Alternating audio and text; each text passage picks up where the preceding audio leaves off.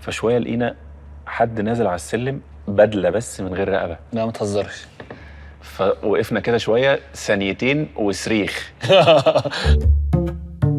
الحمد لله عملت خطوه ونجحت والناس حبتك، والناس ممكن الخطوه الجايه الناس تبقى العكس تماما، والجمهور لا يرحم. بس يعني الفلوس عامله ازاي في حياتك؟ كويسه. قال انا مش بقول لك رقم انا عايز بالظبط رغم كل اللي بيحصل اكيد في الاخر في نجاح 1,000,000%. احنا اسره بسيطه واسره تم الانفصال ما بين الاب والام وانا في اولى اعدادي. انت شخص عامه بيعيط؟ بعيط يا عمرو الحقيقه. ورينا كده ورينا حاجه. لا لامي طبعا. ده لامي شكرا، حتى شكرا دي مش هتعمل حاجه. انت شايف عامه ان انت قصتك تستحق تتحكي؟ تستحق تتحكي طبعا، لان هو في اوقات كتير فيها كان ممكن اقول لا بقى خلاص. طيب يعني انت عايز تقول حاجه؟ والله انا حاسس ان انا قلت فتحت لك قلبي يا عمرو.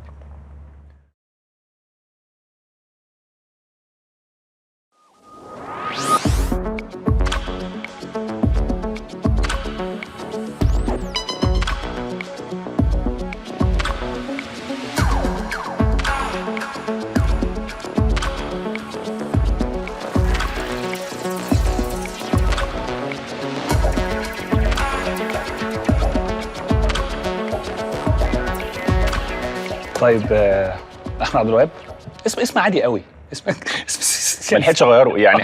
كنت احاول مش عارف ان انا هنجح. بالظبط انا نجحت فجاه برضه ظبط.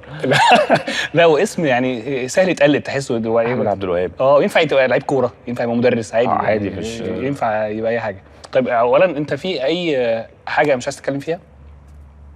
السؤال خضني. ليه؟ مش عارف. انا حاسس انا كاتبينهولي ان انا ما اعرفش بيتقال فيه اصلا. ما اعرفش. لا مفيش حاجه. مفيش حاجه. موضوع مراتك الجديده ده ما تحبش تخوض فيه. ده هو ايه بهزر. طيب احنا الموضوع ببساطه، احنا بودكاست اسمه ذا بودكاست. دايما شايفين ان اي حد هو ستوري او قصه تتحكي، فاحنا شفنا جدا ان انت يعني اولا منورنا النهارده، وشفنا ان انت قصه محتاجه تتحكي. فلو افترضنا ان انت مؤلف كتاب عنك، انت شايف ان انت دلوقتي في انهي انت مؤلف كده بتكتب، بس بتكتب عبث. بكتب عبث. تكتب الحمد لله. يعني انت كاتب البيت بيتي؟ كاتب البيت بيتي بجزئينه ومسلسلات يعني خالد نور وولد ونور خالد. شاركت كده في حاجات بس مين اللي عليها اللي اسمك عليه. اسمي هم الثلاثه دول. اوكي. والسينما بقى اكس مراتي. اوكي ما شاء الله. مبروك. الله يبارك فيك. مبروك. بس انت شايف نفسك دلوقتي في انهي شابتر من كتابك؟ اسهلك السؤال. انت النهايه بتاعت الكتاب ان انت بتمثل ولا دي بدايه الكتاب؟ ان انا بمثل دي بدايه الكتاب. التمثيل اصلا هو اللي بدا الموضوع. اوكي. من حبي للتمثيل في المدرسه همثل غلاسه في اي حته في المدرسه. فعلا. انت كنت انت معظم تمثيلك، او انت بعيدا عن الحشاشين اللي هنتكلم فيه شويه برضو، انت مصنف هزار اكتر. هل انت كنت الشخص الجوكر اللي طول الوقت بيهزر في المدرسه، ولا انت الشخص اللي عايز يمثل عشان بيحب التمثيل والعميق ويا جماعه ده بعيدوا عنه ده عنده؟ لا الهزار. الهزار والكوميدي لا في المدرسه طول الوقت كده، حتى ما دخلت الجامعه كده. بس كان في حته في الجامعه استاذ حسين محمود الله يرحمه، ده معلم ناس كتير. تدرس ايه؟ انا في تجاره القاهره. اوكي. انا في تجاره، انا خايف تكون في تجاره القاهره لسه. لا الحمد لله. لا انا ال4 سنين خدتهم 4 سنين. خفت شويه. ما كان عندي خطه كده ان انا اخلص خالص اتفرج بقى نفس التراك اللي انا فيه. انا عايز اخلص مش عشان اشتغل، انا عايز اخلص عشان اخد الشهاده، عشان اخلص الدراسه والتعليم والجيش ابدا اعيش حياتي. يعني ده كان بالنسبه لي مرحله عايز اخلصها عشان ابدا. وانا كمان عندي قصه عائليه اجتماعيه كان لازم اخلص علشان ما بقاش عبء على حد. انتوا اسره بسيطه؟ احنا اسره بسيطه واسره تم الانفصال ما بين الاب والام وانا في اولى اعدادي. اوكي. حسيت بده ساعتها؟ نفسيا حسيت بيه؟ طبعا اتأثرت يعني؟ طبعا. اوكي. وفرق في حاجات كتير في حياتي، فرق في حاجات بشكل ايجابي عرفتها لما كبرت، وفي حاجات سلبيه طبعا في الاول. بس ساعتها كنت حاسس بتاثيره ولا حسيت بتاثيره بعدها بشويه؟ يعني حسيت لما ده حصل ان انت تهت شويه في الدنيا؟ يعني انا بحس ان موضوع الانفصال ده فيه اوقات الاولاد فيه بيستفادوا منه، فاكرين ان هم بيستفادوا منه، بمعنى ان هم بيبقوا عايشين مع مامتهم فبتدلعهم عشان يعوضهم عن نقص باباهم. ولو هي عايشين العكس، فلما بياخدهم يلعبهم، وده لما ياخدهم يلعبهم اصل بابا مش معايا يا حبيبي، اصل مامته مش معايا. هو ما حصليش بقى موضوع الدلع ده خالص. اوكي. بالعكس يعني كان في الاول كده انا بروح اقعد هنا شويه، فلا فنروح نقعد هنا، فاروح بقى، فكنت ماشي بشنطي. كنت ساكنين فين؟ شويه كنت ساكن في 100 عقبه. اوكي. فما حسيتش بالدلع ده خالص. بس برضو شكرا جدا للظروف لامي، امك، ان هي سبب كبير في انه خلاص بقى احنا مع بعض. انتوا الاسره عامله ازاي؟ اب وام وانا واختي الصغيره اصغر مني. 4. اوكي. فلما رحت عشت بقى مع امي في بيت اهلها واخوالي وجدتي وكده، خلاص هي بعد شويه من الخلاف والعند والرايح جاي والحاجات دي كلها، قررت ان هو لا احنا خلاص هنقعد، هتربينا. فبقى الموضوع شبه مستقر شويه على الوضع ده. كنت متعب؟ لا. كنتش متعب؟ لا خالص. اوكي. ما كنتش تستغل غياب الاب في ان انت تبقى بتعيش حياتك؟ لا بالعكس، في المواعيد والخروج حاسس بالمسؤوليه. حاسس بالمسؤوليه حتى لو انا مش هشيل المسؤوليه، ان ده بدايه سن اللي ينفع تبوظ فيه وتضيع. واحد اولى اعدادي ده اللي هو بدايه سن المراهقه، فينفع جدا تبقى بتسهر وتاخر. وقول لك ايه، قولي لابويا يعني. ينفع جدا تبقى لو تعرفي تكلميه بقى بالظبط. لا بس الحمد لله، حتى لو بالمسؤوليه، مش ان انا اشيل المسؤوليه عنها، بس ما شايلهاش همي زياده. كفايه اللي على الاقل ما تزودش. حتى لو مش هتقلل ما تزودش اللي عليك. ده اللي كان عندي من وانا صغير. كان غرض التمثيل موجود طول الوقت، وبدات تخلص، دخلت جامعه. اشتغلت من امتى؟ اول ما اتخرجت من الجامعه على طول. ده في حاجات كمان كنت شغال وقت الجامعه، بس حاجات بسيطه يعني، حاجات كده في الجامعه اللي هي بالظبط مصروفي. انا عندي حاجه لغايه دلوقتي، اني ما بحبش اشيل اللي قدامي همي. فانا هشتغل علشان ما اضطرش اقول لها هاتي فلوس.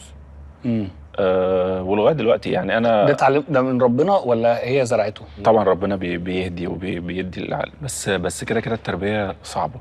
فاي حاجه انا شايف ان اي حاجه اتزرعت في شخصيتي فهي في التربيه، من تربيتها. فاشتغلت شويه ولسه غرض التمثيل بقى. التمثيل يعني حتى كنت بشتغل في الشركه اللي كنت بشتغل فيها دي، كنت بقول لهم انا اجازه جمعه. هي ما كانتش اجازه جمعه، هو الاجازه بتتغير في الاسبوع، بس بقول لهم انا اجازه جمعه لان انا كنت في مركز الابداع عند استاذ خالد جلال. دخلت الدفعه اللي كان اسمها الدفعه احتياطي. اوكي.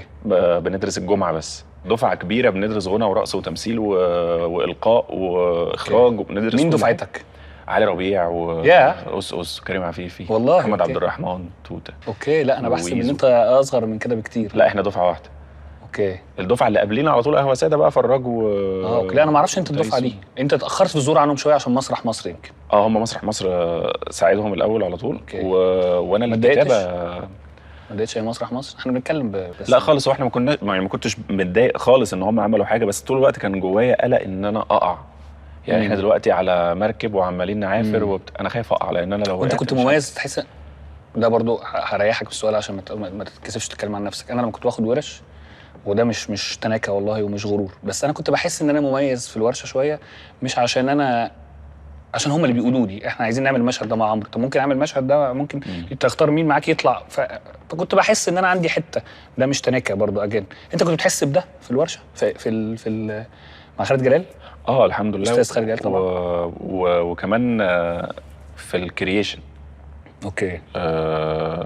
ان احنا هناك المشاهد ارتجاليه، احنا اللي بنعملها ارتجاليه لغايه ما تستقروا على لغايه ما نستقر. استاذ خالد بقى بيبتدي خلاص المشهد ده حلو، المشهد ده حلو، بيبتدي هو بقى يعدل فيه ويظبط فيه وينظم العرض. اوكي. بس هو الاساس انه بيطلع مننا الماتيريال. اوكي. كان في مشهد في فيلم اسمه الخطه العاميه. العايمه. اسف. لا اصلا العاميه هي كلمه العاميه برضه علشان هم ما كانوش بيشوفوا. كنت انت تلك في بنك وكان معاك توته في المشهد ده. انا اكتر مشهد في الفيلم ضحكني هو المشهد ده. انا كنتش عارف انت مين. وتقريبا كريم سامي برضو مثل في الفيلم. كريم سامي مثل عمل مشهد صغير. ما احنا الاثنين اللي كاتبين الفيلم. ده اول حاجه انتوا كتبتوها؟ اول فيلم طلع. اول فيلم طلع انت حفركت كتير في حاجات وما طلعتش. كتير، وكتبنا برامج وكتبنا سكتشات وكتبنا اعلانات راديو وكتبنا حاجات. كنت عارف ازاي تظبط فكره ان انت تشتغل في حاجه بتحبها وتجيب فلوس في نفس الوقت؟ هي دي برضو جت كده، يعني احنا لما في مركز الابداع عرفنا ان عندنا الارتجال كويس، التاليف تمام، استاذ خالد كان بيثني على ده. اكتشفت ده؟ اكتشفته. لا ما كنتش عارف، استاذ خالد هو اللي بين نور لك الحاجات. انت رايح تمثل؟ انا رايح امثل بس. اوكي، فلقيت نفسك بتعرف تقول، فبيقول لك ده حلو فتعالى نكتبه معانا في العرض. حلو، نقول المشهد فكرته حلوه، انا وكريم سامي كمان. اوكي. كريم سامي يا جماعه مؤلف خطير، هو طبعا في معظم الشغل في كل الشغل احنا الاثنين، ومؤلف خطير وشاطر جدا، وهو ممثل برضه. ما هو احنا الاثنين في مركز الابداع تمثيل. اوكي. خرجنا لقينا بقى المشاهد اللي بنعملها جوه عند استاذ خالد دي ممكن نكتب شبهها سكتشات، كانت برامج السكتشات لسه طالعه، فبدات تجيب فلوس، فقلت كتابه ده الموضوع حلو بقى.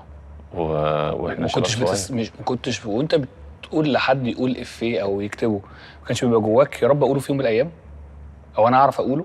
بعد شويه مش كتير فصلت تماما، خلاص بقى انا بكتب دلوقتي.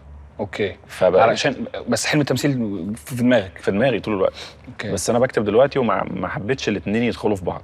أوكي. ان انا لو بدات اروح للناس اقول لهم انا عندي فيلم بس همثل فيه، فده هيعمل حاجز. مش هتيجي كده. فاهم قصدك. فلا، انا عندي فيلم وخلاص تمام، الفيلم بيمشي بقى تمام، ينفع ان انا امثل فيه اوكي، مفيش خلاص.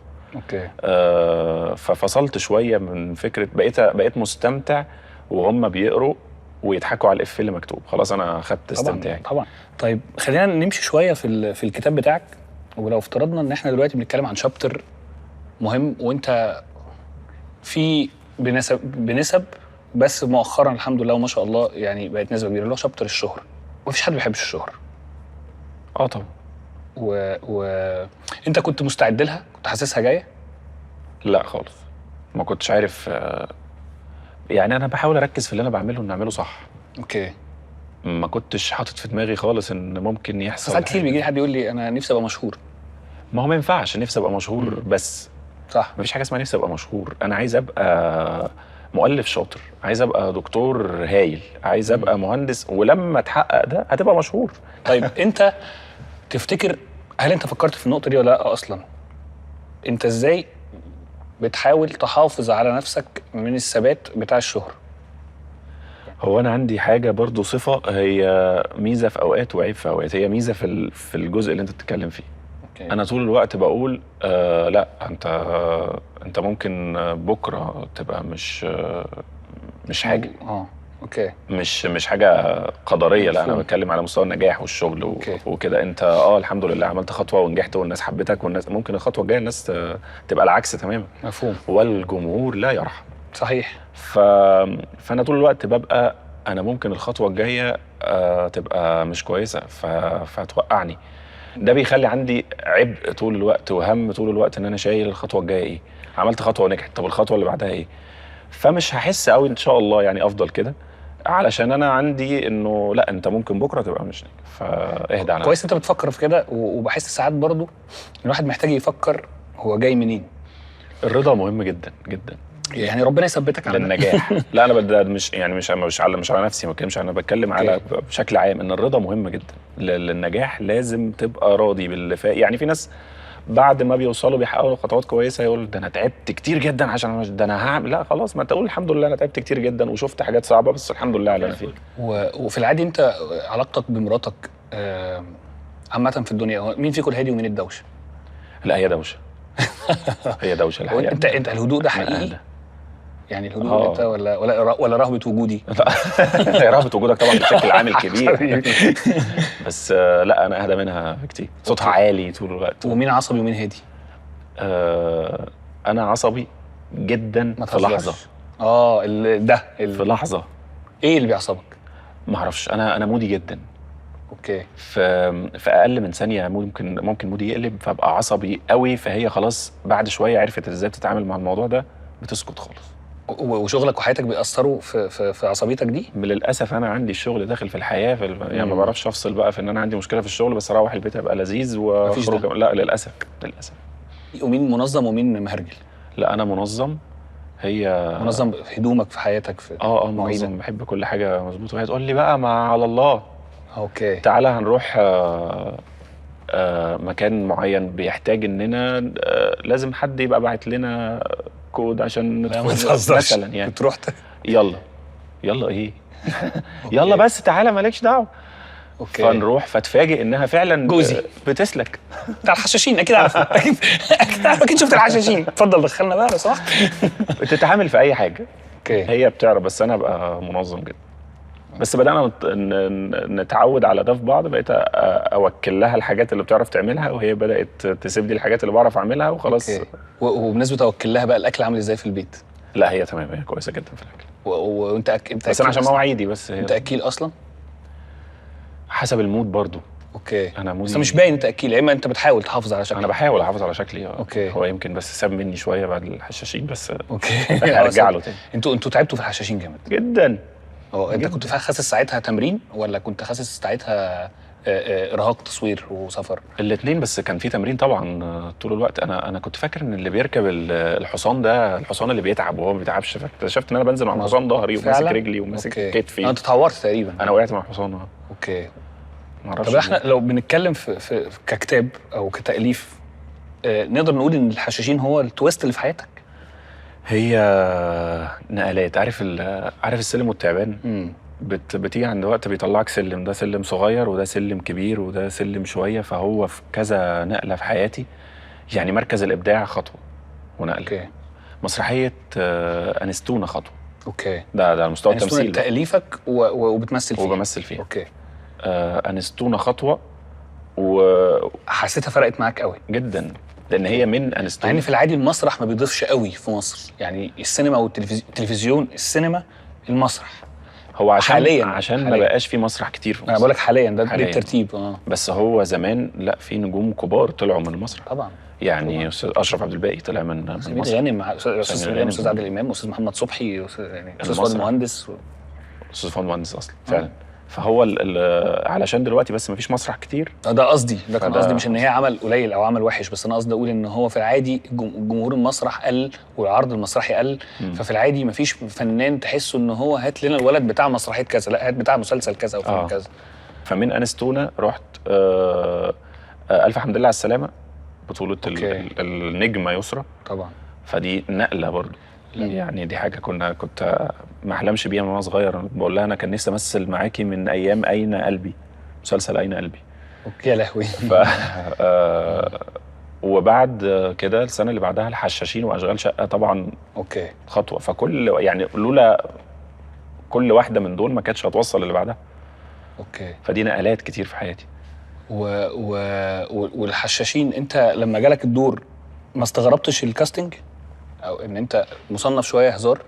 استغربت. ما انا لما خلاص انا خارج من الف حمد لله على السلامه، الظابط حسام كوميدي. صح.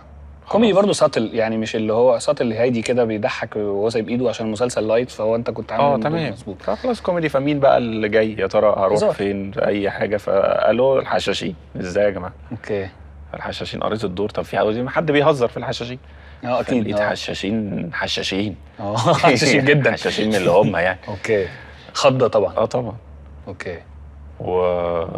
بس توكلت على الله بقى وذاكرت. ودكتور بيتر طبعا يعني وقف جنبي كتير. اوكي. في انه يطمني ويديني الثقه وبتاع.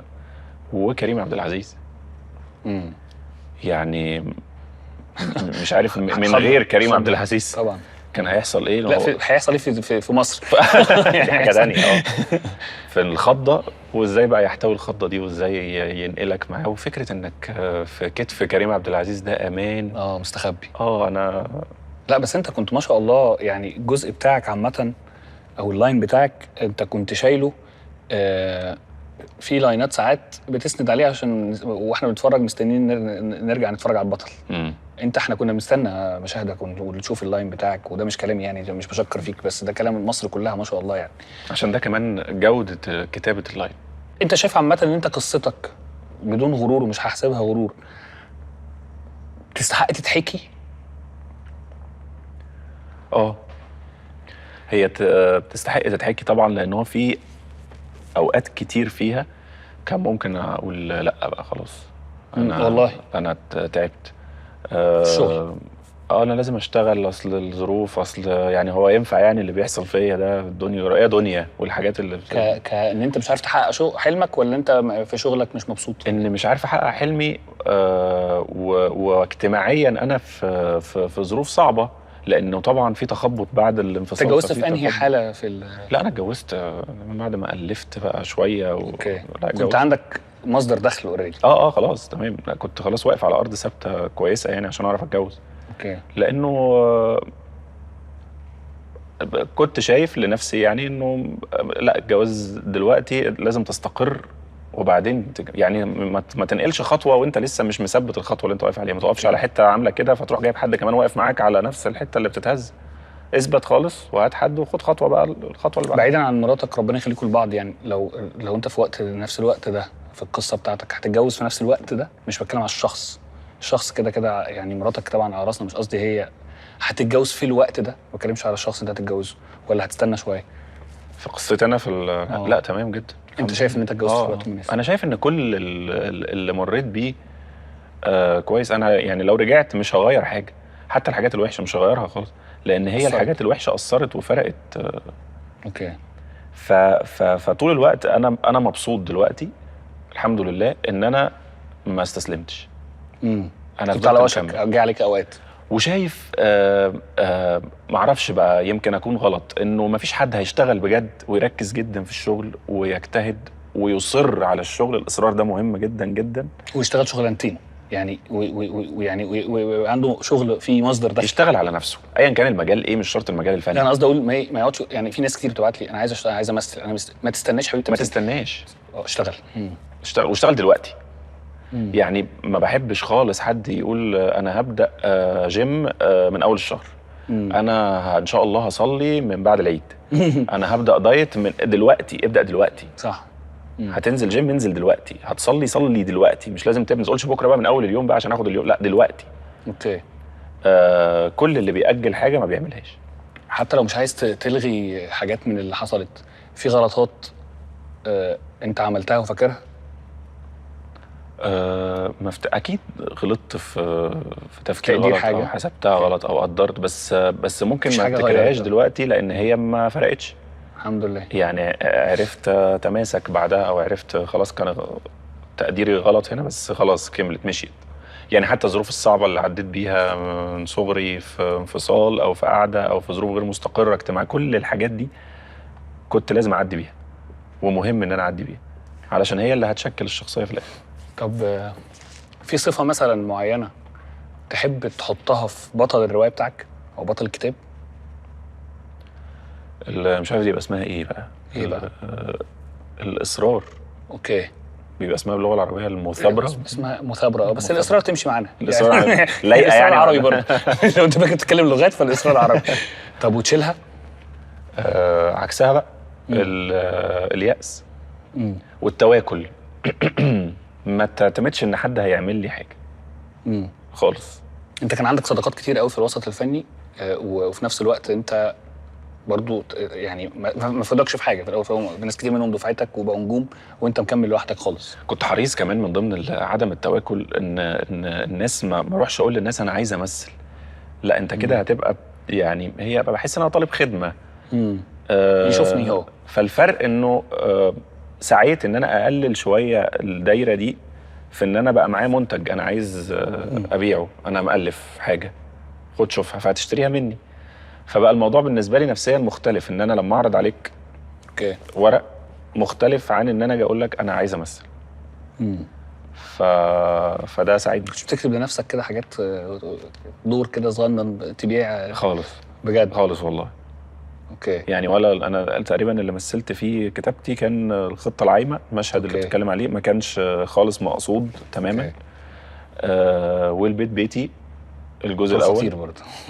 مثلت بكاستنج اصلا والله العظيم. صادق بكاستنج عادي جدا. عرفت ان انا ما كنتش اعرف اساسا انه هيبقى شاب.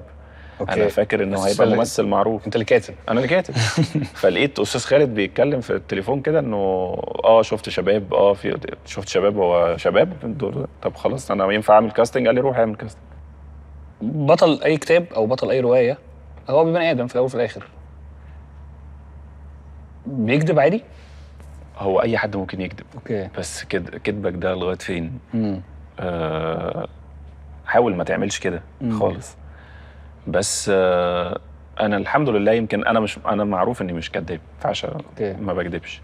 بس في حاجات صغيره لازم هتكذب فيها تحت اي مسمى، مجامله، تهدئه لموقف ما، كلها في حاجات ايجابيه. يعني تحاول تبقى طول الوقت كده، لكن كذاب بقى خلاص ده مش. طب نرجع شويه لشابتر صغنن قديم، طفولتك يعني. انت كنت طفل عامل ازاي؟ هو انا اللي افتكره انه كانوا بيقولوا عني في المدرسه لما كنت عارف لما كنت شاطر اصلا؟ كنت شاطر. اوكي. شاطر بمزاجك ولا شاطر من ضغط في البيت؟ لا بمزاجي، لان ما بحبش ابقى بحب ابقى مؤثر، وجودي مهم. ما بحبش ابقى وجودي زي عدمه. فكنت شاطر علشان جوايا دافع ان انا عايز ابقى شاطر. أوكي. لما حد يدخل الفصل كده واحنا صغيرين فيتقال في 2 3 ابقى انا من ال2 3 في الفصل.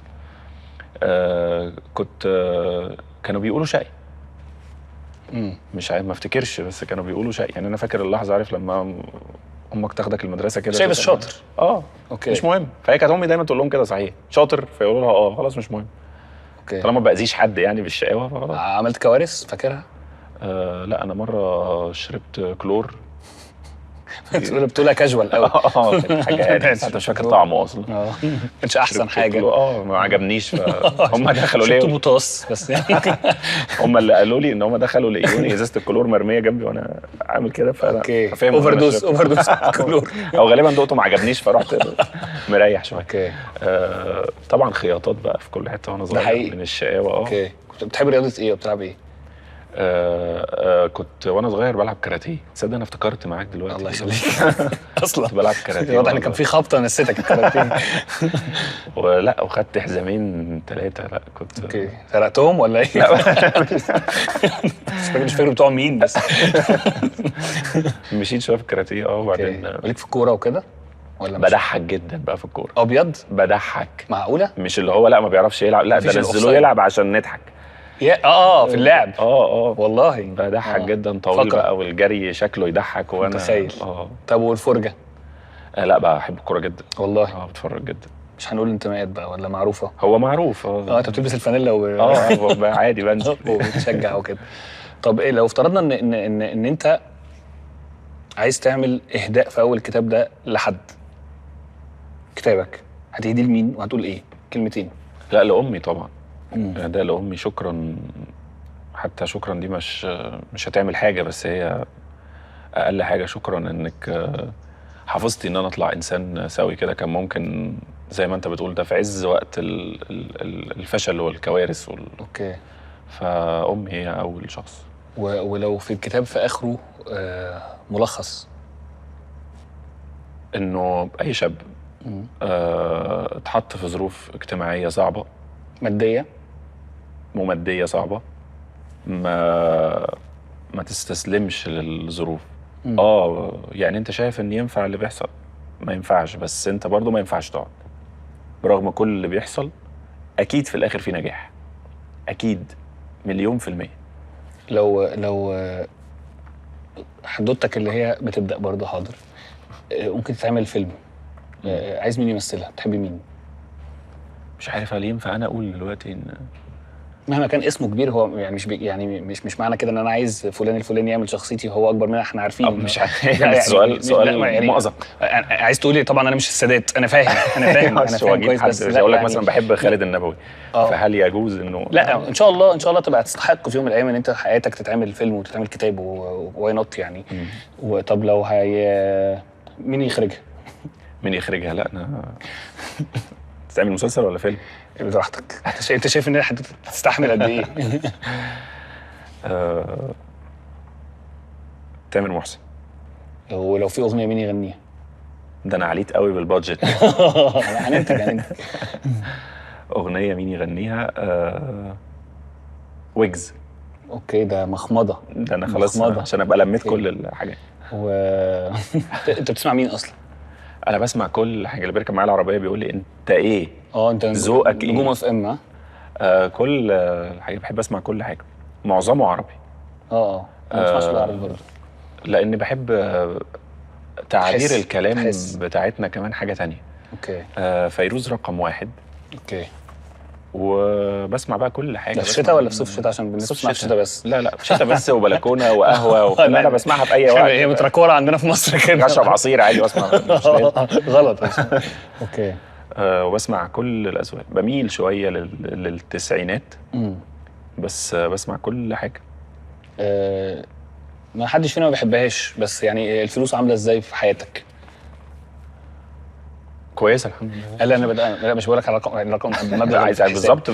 لا قصدي اقول ان هل انت بدات دلوقتي تحقق حاجات كده غريبه كنت عبيطه؟ انا بجيب حاجات عبيطه جدا، لا اخفي عليك سرا يعني. يمكن مراتي اكتر بتجيب حاجات عبيطه. انا كده الستات حتى لو معناش فلوس بيجيبوا حاجات عبيطه. انت بص اشتريت ايه؟ فاقول لها ايه يعني؟ انت ما عرفتهاش.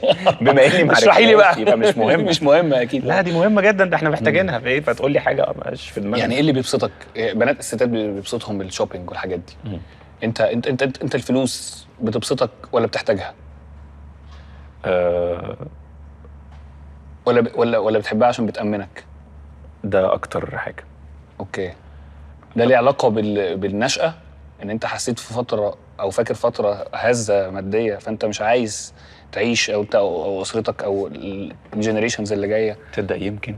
انت يمكن يعني انا عندي ده بس ما اعرفش تفسيره، بس كويس. انا ممكن احكي لك حاجات كتير يمكن تفسر لي حاجات. والله ممكن. ده خديجه المغربيه يكون ده سبب والله. فانت طول الوقت عندك هاجس الموضوع، ان طول الوقت عندي خوف من بكره، وده حاجه، ده مرض. اوكي. بس ده بيخليك تشتغل اكتر؟ ده بيخليني اشتغل اكتر، وبيخليني اشيل هم الشغل اللي بشتغله واركز فيه قوي واجتهد فيه علشان ما يطلعش وحش، ما يطلعش نص نص. يعني انا لو طلعت في عمل عادي بقى هكتئب فعلا، وده غلط مش صح. هو اقول لك حاجه دمها تقيل، هو ده هيحصل. بالظبط، ما عشان كده بقول لك غلط. التاريخ بيقول ان الناس كلها بتخيش طبعا يعني لازم. وبتخيش في حاجات فاكره انها هتنجح، وبتنجح في حاجات فاكره انها هتخيش. ايوه صح.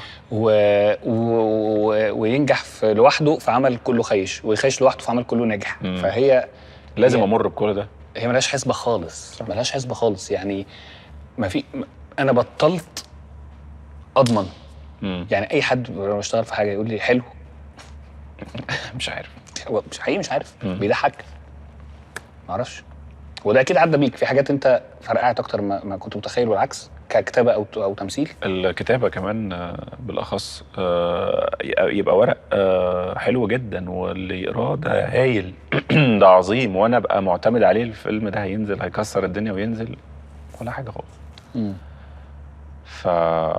فده بيبقى احباط. بس التمثيل احباطه اكبر، لان انت في وش الكاميرا، انت اللي قدام الناس. للاسف عارف ان لازم همر بده، بس ان شاء الله ما يحصلش. بس اقول لك، بس بحس ان الانسان لازم يكون مستعد له. صح، نفسيا. لان هي يعني في حاجات بحس ان الواحد لازم يستعد لها، ان اولا ان هو هيعمل اعمال ما تنجحش، وانه هيجي عليه الدور الاضواء يعني بحس ان ليه عادل امام وان اوف ا كايند، ليه عمرو دياب وان اوف ا كايند؟ عشان الاستمراريه. غير كده هتلاقي الناس كلها ابس اند داونز، وناس اختفت ورجعت. فبحس ان الواحد لازم يستعد نفسيا. انت شخص عامه بيعيط؟ وبقيت اكتر كمان، ما اعرفش ليه. ما تقول لي ليه، عشان انت ساعات بتقول حاجات ما اعرفش في علاقه بين الفن والحساسيه ولا لا. بس انا مش هتكلم عن نفسي يعني، بس احكي لي انت ايه اللي ممكن يبوظ لك او يخليك تعيط بسهوله؟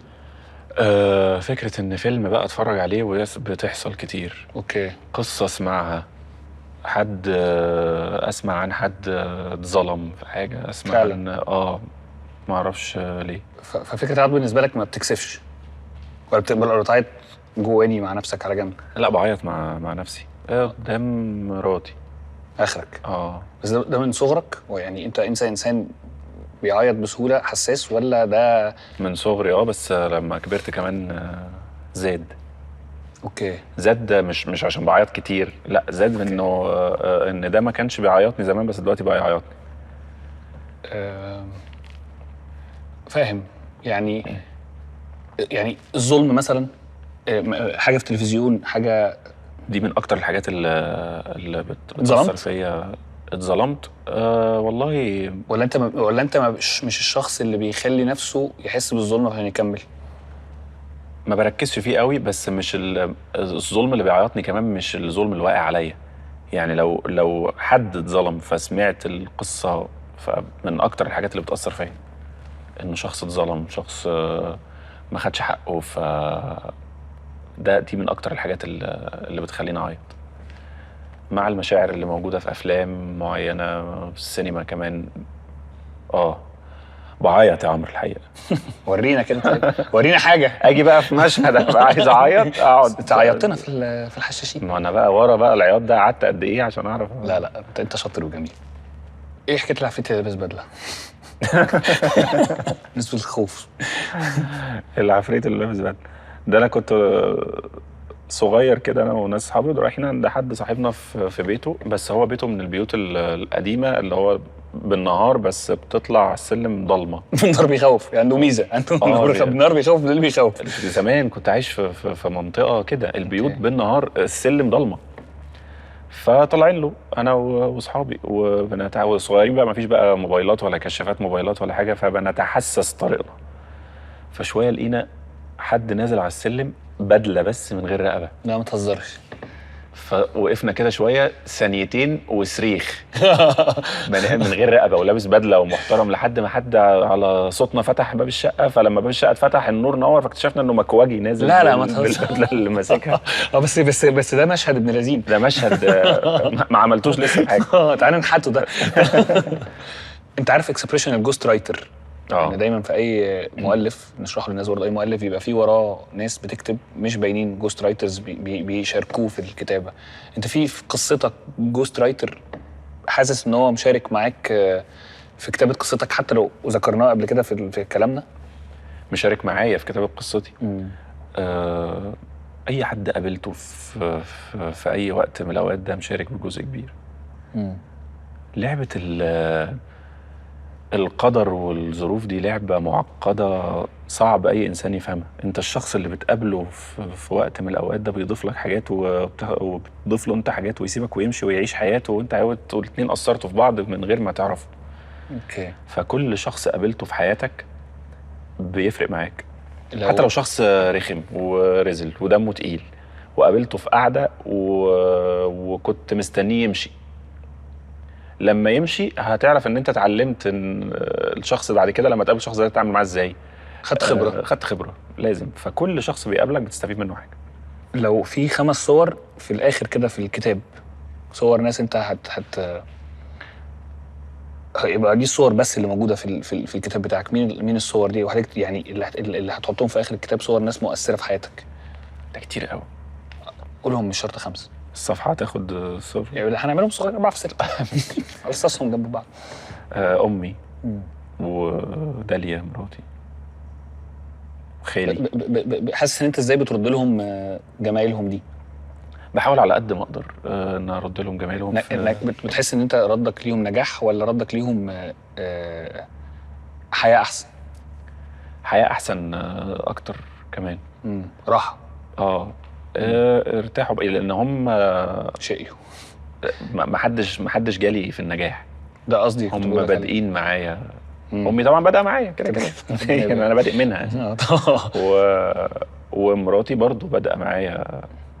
يعني كانت معايا في حياتي، حتى لو على مستوى الصحاب او فتمام كده لغايه هنا. تمام شكرا. خلاص.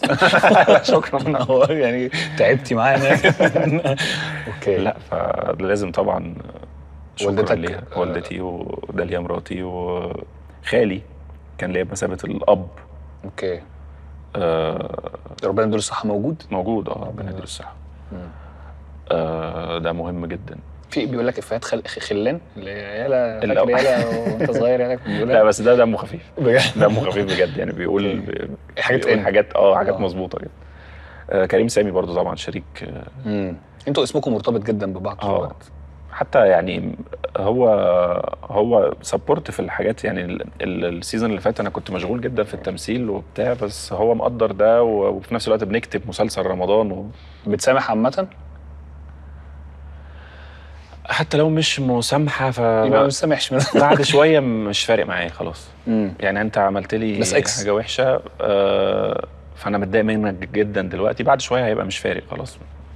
يعني مش هفتكر بعد كده ان انا اردها لك، او ان انا ابقى عايز لا خلاص مش هيفرق، مش مهم، بس ما محتاجش، مش عايز اشوفك، بس خلاص مش نسيت. طب كمل الصور. والدتك؟ والدتي، مراتي، خالي كريم سامي، اختي برضو لانها في نفس الظروف معايا. هي قد ايه دلوقتي؟ هي دلوقتي 30. طب هنأديت الحته دي يا جماعه عشان اوكي. احساسها ايه بيك وبالبنات واللي حواليك والحاجات دي؟ لا فرحانه. لا يمكن هي بتتضايق اكتر من مراتي بكتير. كغيره؟ بجد؟ حاسه ده بتاعي؟ اللي هو ايه ده؟ طب ومراتك ما تتضايقش ليه؟ قلت انت مالك يا ستي؟ هي بتتضايقش تتضايق. اوكي، بس اكيد فخوره بيك. الحمد لله. هو فرحتهم بيا دي بتحسسني ان انا رديت جزء من بس مسؤوليه بنت لذينه. مسؤوليه بنت لذينه ان انت طول الوقت عايز الاحساس ده تفضل هم حاسين وانت حاسه. انت ايه فلاترك عامه في اختياراتك؟ كممثل؟ يعني هل انت بتقع في حته انا مش عايز اتنمرض وارفض ده، ولا لا انا مش عاجبني؟ هو اللي اتعلمته، ويمكن كريم مع حفظ الالقاب، يعني كريم عبد العزيز كمان الزميل كريم كيمو انت عارفه. ايه اللي عارفه. قال لي ما تقلقش خالص من الرفض الكتير، ما تعملش حاجه غير وانت حاببها. بس ده قرار صعب قوي. هو قرار صعب، وكل ما ارفض حاجه اقول انت بتفكر ماديا وفي تواجد في تو فاكتورز. التواجد اكتر بيشغلني. حاجز النسيان الناس بيراودك طبعا. اصل النسيان سهل لان انت في كم معلومات بيدخل للناس وكم اشخاص ومليون بديل في كتير، فبس مش حلو. يعني اللي انا رافضه مش حلو، مش قادر اعمله، مش هيضيف. فقال لي ما تقلقش من الرفض الكتير، فانا مستنيه. يعني انا من ساعتها برفض. انا برفض يا استاذ كريم. اكمل. طب انت مش داخل حاجه؟ يعني نفسي ارفض منك حاجه. نفسي ادوق الرفض بتاعك. انت حاطط خطه لنفسك؟ شويه انه يعني خطه في امتى هبقى بطل، ولا خطه في لا انا اللي جاي جد، ولا خطه في ان انا هعمل كذا استخبى اتحمى في الفنان كريم عبد العزيز، فاللي بعدها اتحمى في فلان، بعد كده اقدم نفسي. يعني نفسي افضل متحامي كده شويه. اوكي، اخدك معايا. تمام. شوف حد نقف وراه بقى. حد صعيد. امير كرارة مثلا. حاجه كده يساعنا تشيلنا. نفسي افضل اتحامى شويه، وما عنديش فكره ان هو انا دلوقتي بطل، او انا لا سنتين وابقى بطل. لا، الورق الكويس مش بطل. بيجي لك حاجات كده ولا لسه؟ حاجات بطل. بيجي حاجات بطل. اوكي. بس انا مش يعني اللي بيعرض عليا بيقول لي في مسلسل وبطل، فعايز اقول له ما تعملش كده لانه مش هيفرق انه بطل، هو لازم يبقى حلو. لو تزود بس حلو. مش هتفرق معاه انه بطل. اوكي. ورفضت كذا حاجه بطل عشان مش حلو. طب ممكن اقول لهم اللي رفضته اخد فكره بس. اقول لهم على طول كلموا. بس انت مش مستعجل على الفكره؟ لا مش مستعجل، بس هي الفكره مش بطل، هو في دور حلو عايز تلعبه. بطل بقى مش بطل، بس هو دور حلو. يعني ستونا انت دور مش كبير في خلاص انا مشهد. مشهد، والناس كلها كل اللي دخل العرض بيطلع يتكلم ما شاء الله عن العرض، يعني كنجاح ما شاء الله عامه، والاغاني والاستعارات وكل حاجه، وبيتكلم عن مشهد احمد عبد الوهاب. الحمد لله. فهو انا ببقى حريص انه طول الوقت بس اكيد في حته دلوقتي، ما هو برضه ده انا عديته كمساحه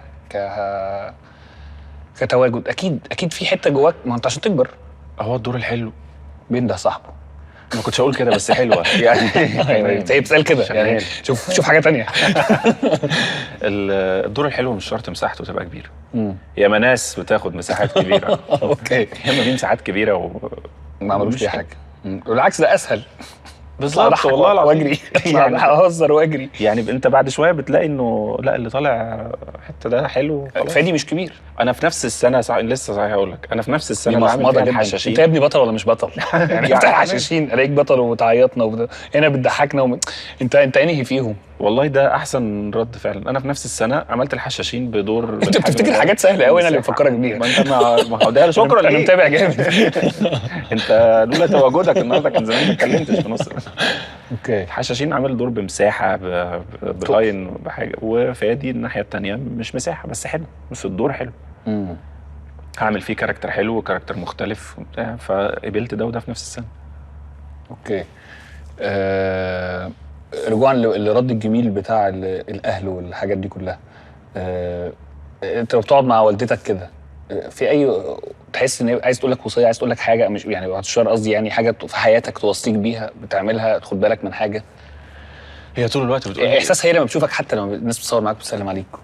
لا بتبقى مبسوطه جدا وواقفه كده ومنشكحه بالدنيا ده طبعا، لان هو هي دي نتيجه تعبها بقى اللي هي تعبته، بتبقى مستنيه تشوفه فينا، وايمانها كمان ان هي يعني صدقته وجابت جون يعني. وهي الحمد لله ما كانتش رافضه. يعني انا هستقيل من الوظيفه الحكوميه اللي هي صعب على حد عادي في طبقه من اللي انا فيها انه يرفض وظيفه حكوميه ويستقيل منها. ده يعني ده سعي انك تتوظف في وظيفه حكوميه طبعا. حاجه كبيره، وهي كمان تعبت انها توصل. انا ما كنتش عايز تسعالك، ما كنتش عايز اشتغل اصلا. كانت اللي هي بتاعت الكهرباء محصل ولا لا كنت مشرف؟ مراجع حسابات. اوكي. فهي اللي ساعت ان تروح من 9 ل 5 وتشرب شاي وفطار وطعميه. هو المفروض ان اروح من 8 ل 3. 8 ل 3. انا كنت بروح من 11 ل 1 حاجه كده. اوكي. ده لما كنت بروح اصلا. اساسا. مرتبك كان كام؟ مرتبي انا ولا مرتبهم هم؟ لان انا باخد حاجه غير اللي هم بياخدوها، لان بيتخصم مني 3/4. اوكي. لا بس العقد، انا اول ما رحت لقيت المرتب 800 جنيه. يا ما شاء الله. فقلت لهم ايه في الايه؟ ايه الوظيفه الحكوميه بقى في الايه؟ 800 في الايه؟ هنعمل بير ايه؟ 800 جنيه بس زاد شويه مع الوقت، هيبقى 1200. بقوا ياخدوا هم في الوقت اللي هم كانوا بياخدوا فيه حوالي 3000 او 4. كنت انا باخد تقريبا، وقفت عند 800. اوكي. لانه بيتخصم طبعا، ما بروحش الصبح. مش راضي عن الشغلانه ولا مش راضي عن الشغلانه ولا مش راضي عن البوزيشن بتاع يعني عايز امثل فمش راضي عن الشغلانه، ولا مش راضي عن الشغلانه دي اشتغل اي حاجه، شغلوني اي حاجه؟ لا خلاص انا تعبت من فكره ان انا عايز اكمل في المجال اللي انا فيه ده. انا خلاص مش مكاني مش هنا. اوكي.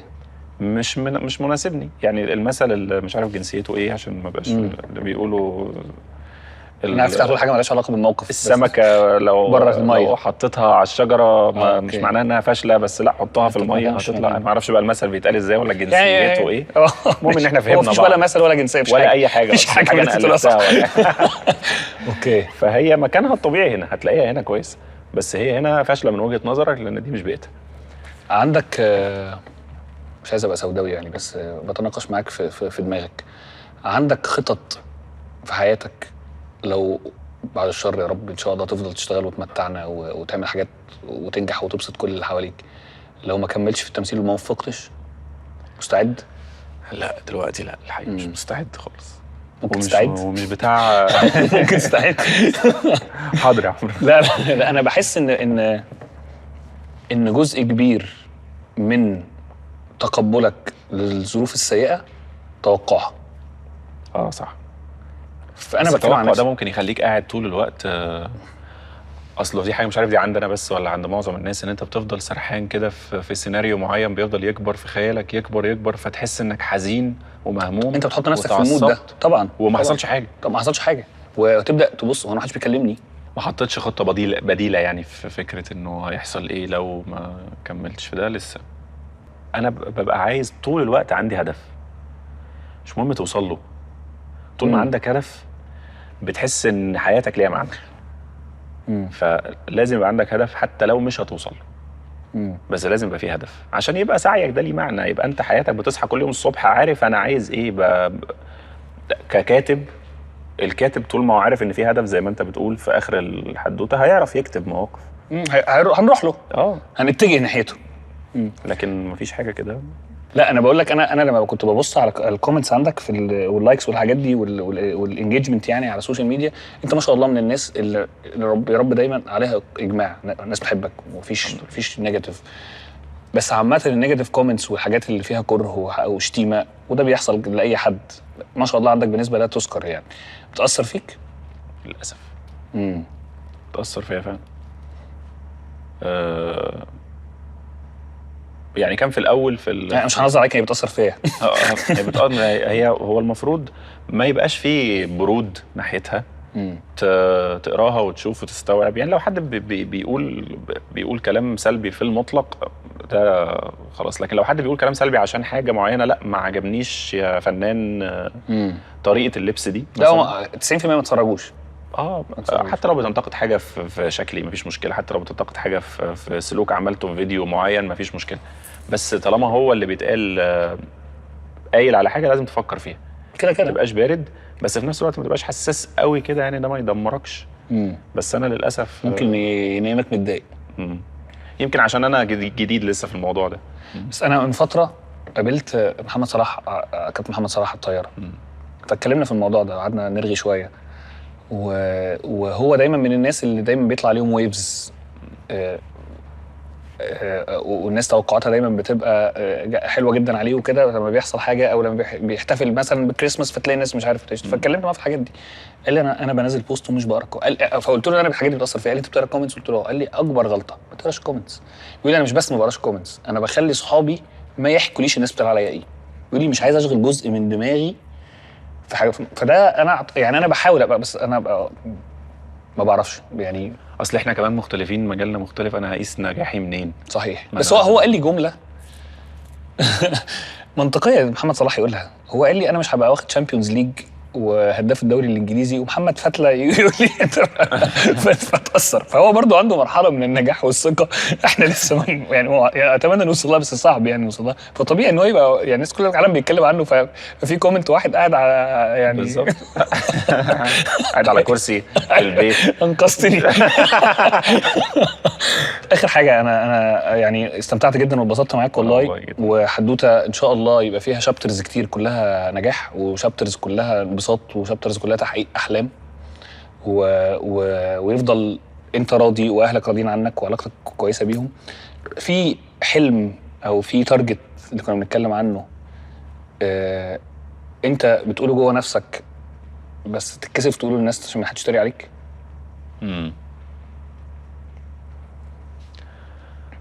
يعني فانا كده هقوله للناس ما تقولوش، بس في انا مثلا بتكسف اقول للناس انا نفسي امثل بره، نفسي امثل اخد اوسكار. يعني انا يعني في ناس هو هدف عندي، في هدف عندي، بس لسه مش لاقي له بالظبط الوصف ايه. طبعا الحلم انك تطلع الى الصفوف الاولى في وقت من الاوقات في السينما.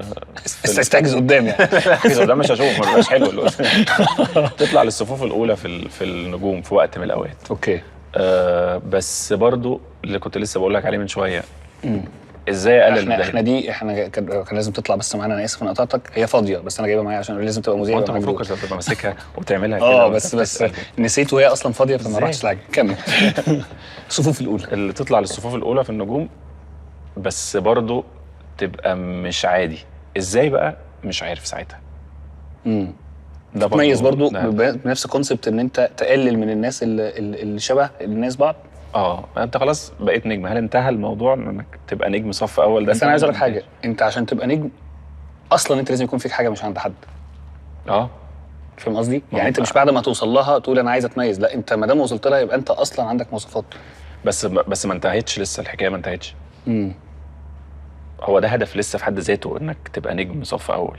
بس بعد ما تبقى نجم صف اول هل الموضوع انتهى؟ زي لعيب راح لعب في برشلونه، هل الموضوع انتهى؟ البدايه الموضوع ما انتهاش. انت خلاص كتابه وحدوته بالظبط. انت وصلت لبرشلونه، بس هتبقى عامل ازاي بقى برشلونه؟ الموضوع ما انتهاش. طول ما هو ما بينتهيش انت في هي نقطه كويسه انت بتفكر فيها، لان ده هيخليك دلوقتي يقول اللي انت بتقول، اللي انت بتقوله ان انت لما سالتك في الاول خالص هو انت فين من الكتاب بتاعك، فانت قلت لي انا في بدايته. ممكن حد تاني زي ما قلت لك برضو هو يقول لي انا وصلت، بقيت ممثل، انا حلمي اتحقق. لازم تحط هدف طول الوقت عشان توصل له. وصلت له الحمد لله انك وصلت له، حط بقى واحد تاني وهكذا. لكن ما فيش حاجه، ما حدش بيوصل للقمه وخلاص كده. حلم ان انت تمثل معايا بيراودك؟ فكرت في ده قبل ما اجي بس بس بعد البرنامج. طيب يعني انت عايز تقول حاجه؟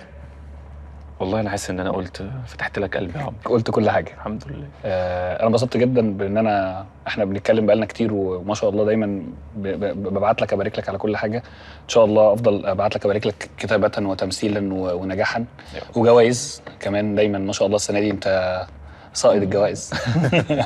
فان شاء الله نتقابل تاني وانت محقق اكتر، وتبقى الحدوته كبرت اكتر، ويبقى عندك شابترز تانية حصلت وتويستات حلوه. فشكرا انت شرفتنا واضفت لنا، وحدوته بتبدا، بس في نفس الوقت النقطه اللي احنا بتبدا انت منها هي ناس كتير قوي ان شاء الله تبدا توصل لها وتبدا منها يعني. فشكرا جدا، وبسطت ان انا اتكلمت معاك وتعرفت عليك اكتر، واحب اطمنك انت شخص ناجح ومحبوب وكويس انت حاطط نفسك في الحته دي، بس انت ما شاء الله بطمنك ان انت ما شاء الله عامل كويس جدا. الحمد لله. انا اللي مبسوط والله يا عمرو ان اتقابلنا اول مره نتقابل كده وتقابلنا واتكلمنا. انا سعيد باللي انا قلته بصراحه. ما كدبتش في حاجه خالص. كدبت في 80%. شكرا جدا يا وائل. شكرا ليك.